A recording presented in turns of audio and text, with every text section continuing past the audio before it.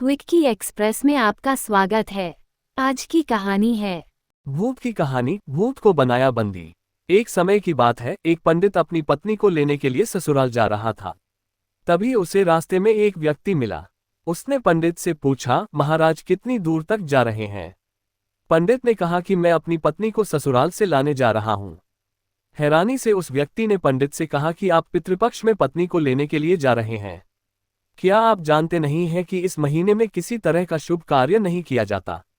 पंडित ने तपाक से कहा, अरे मैं ब्राह्मण हूं, मुझ पर ये सारे नियम लागू बिल्कुल भी नहीं होते। उस व्यक्ति को पंडित के मुंह से ऐसी बातें सुनकर बड़ा अजीब लगा, लेकिन वो कर भी क्या सकता था। वो चुपचाप वहां से निकल गया। पंडित भी अपने रास्ते की ओर चलते चले गए और कुछ देर बाद ससुराल पहुंचे। वहां पहुंचते ही उनका खूब आदर सत्कार हुआ, लेकिन लड़की वालों ने भी पितृपक्ष में बेटी को घर से ससुराल भेजने से मना कर दिया। ब्राह्मण भी मानने वालों में से थे नहीं। उन्होंने जिद पकड़ ली कि वो अपनी पत्नी को लेकर ही जाएंगे और होते होते वो अपनी पत्नी को लेकर अपने घर की ओर निकल पड़े। रास्ते में कुछ देर आगे बढ़ने पर पंडित को जोर से प्यास लगने लगी। सामने ही उन्हें कुआं नजर आया।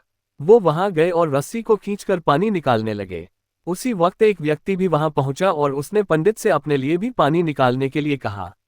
जैसे ही पंडित उसके लिए पानी निकालने लगे तो उसने पंडित को उठाकर कुएं के अंदर डाल दिया और पंडित के भेष में उसकी पत्नी के साथ रास्ते में आगे बढ़ने लगा। दोनों कुछ देर बाद पंडित के घर पहुंच गए। वो व्यक्ति पंडित का ही रूप बनाकर उस महिला के साथ रहने लगा। ऐसा होते होते तकरीबन 3 महीने बीत गए, लेकिन पंडित अभी भी कुएं में ही फंसे थे। कुछ दिनों बाद उसी कुएं के पास से एक व्यक्ति अपनी बैल लेकर गुजर रहा था। बैलों के गले की घंटी की आवाज कुएं के अंदर फंसे पंडित के कानों पर पड़ी। तभी पंडित जोर से चिल्लाया, बचाओ बचाओ, कोई है तो मुझे बाहर निकालो। बैल लेकर जा रहे आदमी को लगा कि कुएं से कोई भूत बोल रहा है। फिर भी वो हिम्मत करके कुएं के पास गया और पूछा, कौन हो तुम? पंडित ने कुएं के अंदर से ही उस व्यक्ति को अपने साथ हुई पूरी घटना के बारे में बता दिया। सब कुछ सुनकर उस इंसान का दिल भर आया और पंडित को कुएं से बाहर निकाल लिया। कुएं से निकलते ही पंडित फटाफट अपनी पत्नी से मिलने के लिए गांव पहुंच गया। वहां जाते ही उसे पता चला कि उसी के भेष का एक इंसान गांव में रह रहा है। पंडित ने अपने पिता को बताया कि मैं आपका असली बेटा हूं। इसने मुझे कुएं में धक्का मार दिया था और मेरा रूप लेकर यहां आ गया है।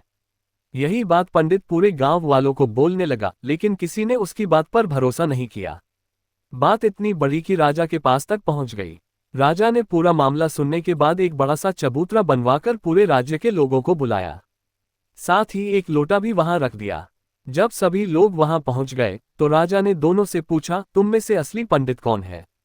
जवाब में दोनों ने कहा, मैं असली हूं, मैं असली हूं। इस बात को सुनते ही राजा ने कहा कि जो भी जल्दी से इस लोटे में घुसकर बाहर निकलेगा, उसी को मैं असली पंडित घोषित कर दूंगा।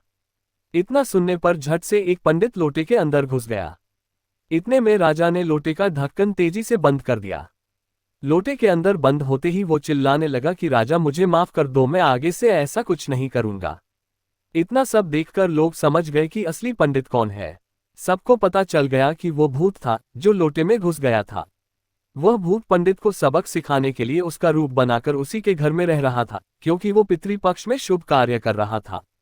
कहानी से सीख, बड़े बुजुर्गों द्वारा कही गई बातों के पीछे कोई ना कोई वजह छिपी होती है, इसलिए शुभ कार्यों को पितृपक्ष में नहीं किया जाना चाहिए।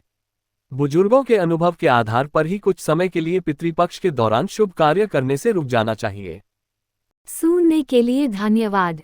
मेरा चैनल सब्सक्राइब करें, लाइक और शेयर भी करें। धन्यवाद।